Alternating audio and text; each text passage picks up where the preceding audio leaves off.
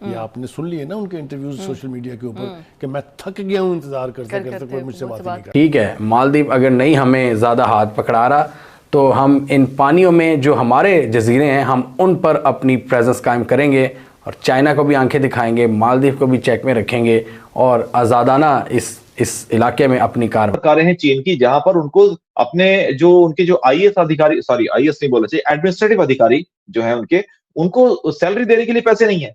पूरा एक्सचेकर इनका खाली पड़ा हुआ है। मालदीव वालों, भगवान ना करे कल सुनामी आएगी ना, कल अर्थक्वेक आएगी, कल तुम्हारे पास भयानक, अगर तुम्हारे ऊपर कोई आपदा आ जाती है, बाढ़ आ जाती है, तुम सिंक करना शुरू कर जाते हो, आइलैंड हो तुम, कुछ भी होता है, हम देखेंगे चाइना तुम्हारी। वो चाइना पे के बॉर्डर पे अगर 10,000 फौजी उन्होंने भेजे हैं तो ये कोई मामूली चीज़ नहीं है, मैं इसको एक मामूली चीज़ नहीं समझता। एंड देन जो चाइनीज़ की तरफ से शोर आया है, यहाँ पर एक्सपर्ट्स का ये कहना है कि एक तो मालदीव्स को आंखें दिखानी है भारत ने, दूसरा चाइना का जो एक रोल है इस पूरे रीजन में उसको काउंटर करना है भारत ने। ये हमने कई वीडियोस में डिस्कस किया हुआ है कि इस पूरे रीजन में भारत अमेरिका का कैप्टन है और साउथ चाइना सी में जब इन्होंने चाइना को काउंटर करना होता है तो वहाँ तक भारत की एक्सेस नहीं है, भारत की समंदरी पानी वहाँ नहीं लगते साउथ चाइना सी में। तो इंडियन ओशियन रीजन जो ये पूरा रीजन है जहाँ पर बहुत से चोक पॉइंट्स हैं, फ्यूचर में भारत के थ्रू चाइना को डिस्टर्ब किया जा सकता है, जैसे ये बे ऑफ बंगाल है, ये श्रीलंका के पास ये जो चोक पॉइंट है, और फिर स्ट्रेट ऑफ मलाका।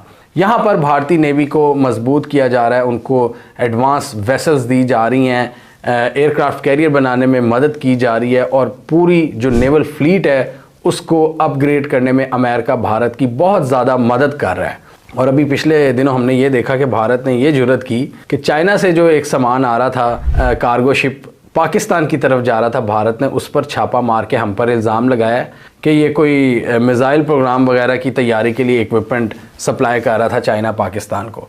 तो भारत के यहाँ सरकारें हैं चीन की, जहां पर उनको अपने जो उनके जो आईएएस अधिकारी, सॉरी आईएएस नहीं बोलना चाहिए, एडमिनिस्ट्रेटिव अधिकारी जो है उनको सैलरी देने के लिए पैसे नहीं है। पूरा एक्सचेकर इनका खाली पड़ा हुआ है। 4 एग्रीकल्चरल बैंक कोलैप्स कर चुके हैं, जो इनके नेशनलाइज्ड बैंक है वो कोलैप्स कर रहे हैं, फॉरेन ट्रेड जीरो हो रहा है।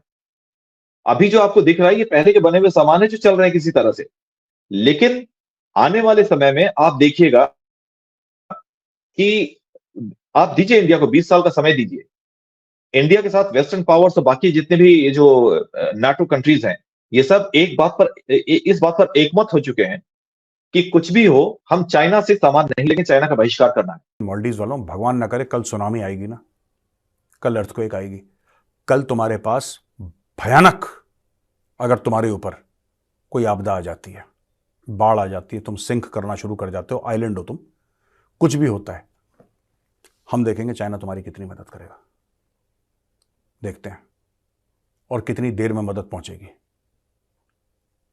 तुम्हारी सांस रुक जाएगी, चाइना नहीं पहुंचेगा वहां पे। ये चाइना का रिकॉर्ड है। मैं नहीं चाहता तुम्हारे मुल्क में कुछ भी खराब हो, और जो आम मालदीवियन है हमारी उसके साथ कोई भी दुश्मनी नहीं है। हम जानते हैं चोरो चक्का ये मुइज़ू है, बाकी मालदीवियन से हमारा कोई ऐसा बैर नहीं है।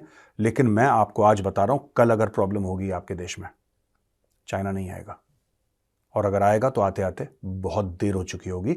ये जो मुइज़ू कर रहा है ना, ये आपको एक विनाश के रास्ते पे ले जा रहा है। He is taking you along a path of destruction, क्योंकि इसका ये भी दिल से लाहौरी है ना मुइज़ू, ये दिल से, दिमाग से, आत्मा से लाहौरी है। इसने क्या करा कि इसने सारे के सारे चाइना से पैसे लिए और ये पैसे इसने दुबई में, सिंगापुर में अलग अलग जगह लगा दिए।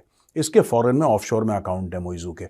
अब सारे अकाउंट हैं इसके वहां पे पड़े हुए, पैसा इसका बाहर है मुइज़ू का, राइट। अब पैसा अगर इसका बाहर है, इसको क्या लेना देना है?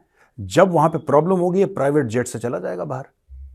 इंडिया अपना हाथ पांव मार रहा है। S-400 भी इंडिया ने खरीदे हैं, इंडिया ने नए राफेल भी खरीदे हैं, इंडियन नेवल बेसिस भी बना रहा है, इंडिया अमेरिका के साथ मिलके इंट्रॉपरेबिलिटी पे भी काम कर रहा है। ये सारी चीज़ें ये बताती हैं दैट इंडिया की अपनी प्रिपेयर्डनेस तो मौजूद है, लेकिन ये जो सिचुएशन है ये क्या इसके आगे हो सकता है, क्या इसके कॉन्सिक्वेंसेस क्या हो सकते हैं, ये कितनी को आगे ये लड़ाई जा सकती है। कहा जा रहा है कि इंडिया ने 2021 में तकरीबन 50,000 सोल्जर्स रीपोजीशन किए थे चाइना के बॉर्डर पे, जब ये 2020 में मसला बना था। और उस वक्त आपको पता है कि सारे भारत के अंदर प्राइम मिनिस्टर मोदी और हर बंदा जो है बड़ा अलर्ट था, और लोग ये कहते थे कि अभी हमें चाइना का बायकॉट कर देना चाहिए, हमें चाइना के साथ। और आपको पता है बहुत सारी सोशल मीडिया ऐप्स भी बंद हो गई थी, लेकिन इंडिया और चाइना ने एक अक्लमंदी का काम किया कि उन्होंने कारोबार बंद नहीं किया। सो कारोबार बंद ना करना। ठीक है, मालदीव अगर नहीं हमें ज़्यादा हाथ पकड़ा रहा तो हम इन पानियों में जो हमारे जजीरे हैं हम उन पर अपनी प्रेजेंस कायम करेंगे और चाइना को भी आंखें दिखाएंगे, मालदीव को भी चेक में रखेंगे और आज़ादाना इस इलाके में अपनी भारत इस खित्ते में असर्टिव रोल चाहता है और मालदीव तो डेफिनेटली उनके मुकाबले में कुछ भी नहीं है। मालदीव ने जब ये हल्की सी कैंपेन चलाई कि इंडियन स्ट्रेटेजिक इंटरेस्ट को यहाँ से ख़त्म होना चाहिए, तो देखें भारतीयों ने फिर क्या असर किया है। उनका काफ़ी ज़्यादा टूरिज़म, तकरीबन 35 से 40% टूरिज़म इंडियंस पर डिपेंड करता है, तो अभी उधर भी उनको कारी ज़र्ब लगी हुई है और अब भारत मिलिट्री के थ्रू भी इनको डराना चाह रहा है। और मोहम्मद मुइज़्ज़ू की बात करें जो इस वक्त रिलेटिवली नए प्रेसिडेंट है मालदीव के, इनका ज़्यादातर जो डायरेक्शन है इनकी चाइना की तरफ है, ये प्रो चाइना माने जाते हैं। और मालदीव का हमेशा से एक रीत चली आ रही थी कि जो भी नया प्रेसिडेंट होता था वो पहले भारत का विजिट करता था। जैसे क्या हो गया, इंडिया अभी नंबर 1 एक्सपोर्टर है खिलौने का। सबसे ज्यादा खिलौने हमारे यहाँ बन रहे, सबसे ज्यादा खिलौने हम एक्सपोर्ट कर रहे हैं। इस फील्ड में हमने चीन की महारत को तोड़ दिया। अब देखिए आने वाले समय में अभी हम इस समय शायद नंबर 1 मोबाइल फोन मेकर बन गए हैं।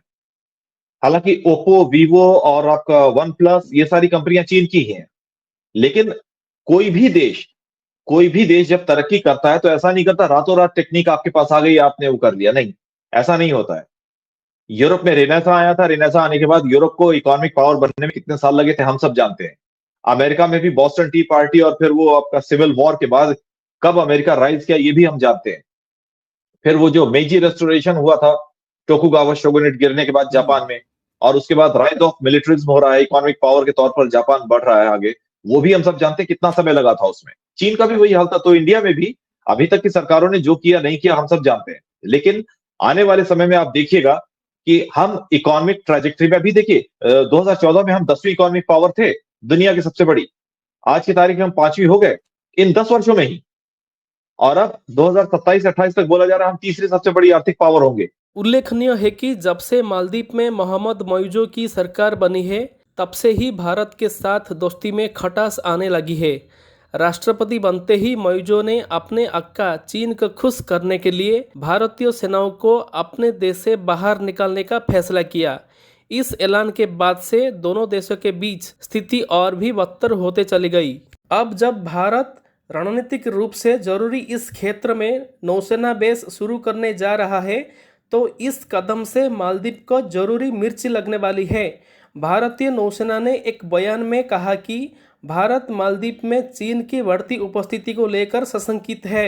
नौसेना के मुताबिक इस नए बेस की वजह से इस इलाके में भारत की निगरानी को विस्तार मिलेगा। भारत का लक्षद्वीप मालदीव से लगभग 130 किलोमीटर उत्तर में स्थित है, जहां मिनिकॉय द्वीप पर तैयार किया जाने वाला नया नौसैनिक अड्डा मालदीव के नज़दीक है।